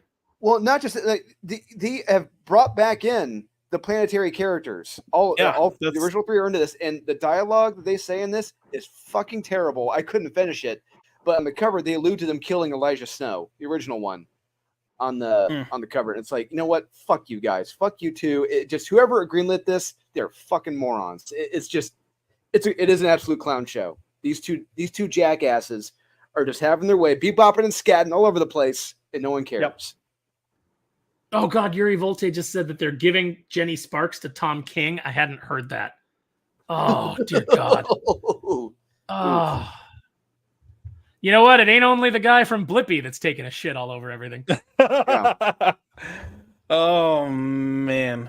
Sheesh. But I will say, if you want to read something that's good, there is Kneel Before Doomface coming out later, hopefully launching in June. But we also do have Unholy Nightmare, which is still in backer kit right now. You can back that. It's Aurelio is finishing up the final pages right now. And I have a whole murderer's row of books coming out later this year that I wish I could flip and talk about. Drive me damn nuts. We got a meeting tomorrow about 1 or 2 of those. But stay tuned for it should be some announcements for San Diego, for New York Comic Con, for Dallas. Too much stuff coming down the pike that I wish I could talk about. But stay tuned. Yep. Dallas will be huge. Yep. For instance, Drew has a book titled that's coming out soon, and he has another book titled that's coming out soon, and then he's got a series that's titled no, Drew actually has a shit ton of stuff, and then Aaron also has the Street Fighter book that's coming out. Which you know when the FOC is? It's I don't know when the FOC is, but I know that it comes out in June. It's Street Fighter Game Gals #1. I've got a Yuri Han backup story there that was a lot of fun to do. I'm working on tomorrow. I'm trying to get a meeting so we can have a little bit more creative back and forth. But I'm co-writing the new Black and White Volume 3 with Art Taber. I might be working on some other stuff I can't talk about that's bigger than comic books, but we'll see how that goes. Nothing signed yet, but a lot of good talk. It's just it's an exciting year for independent creators, for people that have eschewed the mainstream, for people that don't want to be part of that stupid little club, that stupid little clique that protects people who drove Ed Piskor to his death. So, indeed,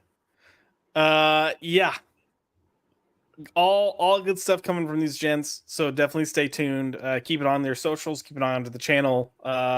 We'll definitely have to have a launch or spotlight party for Aaron when Kneel Before Doomface drops. And I've said this before, what I've seen from Kneel Before Doomface is so much fun, and Aaron's just like killing it over there. And then what I've seen from Drew, I legitimately think Drew is just getting better and better and better as a writer. So I can't wait for each of these projects to come out. As his editor, I can confirm that.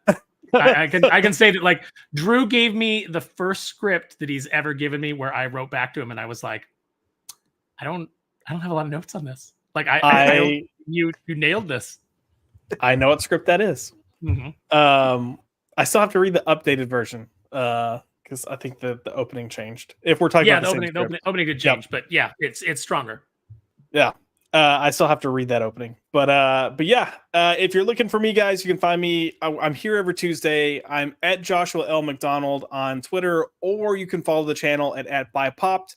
I will say we did hit 500 subscribers, so thank you so much. It means the world to me. My goal is to kind of get where I break even, and I'm not spending money to do this, and hopefully I'm making money, and hopefully we'll get to a point where I can send these guys some money as well for helping out. But I really appreciate it. I also, today, while we were doing this, I got my official notification that I was accepted as a YouTube partner. So we will have a celebration stream Saturday. More to come on that. I've got to get everything else set up. So we'll have a little sipping with McDizzy party Saturday night and act like a bunch of degenerates. Tonight I think I'm teaser. I think I'm free Saturday, Josh. Woo woo! We're gonna try to get a whole gang of people on just to come chill and act like morons. So no topics, but again, thank you guys. I promise you it means more to me than you know, that you guys come hang out with us, and I really appreciate it. So keep coming back. We like having these little nerd parties and conversations. I thought tonight was a freaking blast. I had so much fun. And yeah, we'll see you soon. Marvelous Monday will be X-Men First Class will drop Monday. So come tune in for that. And we've already filmed the 3rd episode, but I'll wait for you to watch Monday's episode so you can find out what the 3rd episode is about. But thanks again for tuning in. You guys have a good night. And yeah, I guess we'll see you Saturday night when we're acting like a bunch of degenerates for a sip with Big Dizzy. All right. Woo. Have a good night, folks.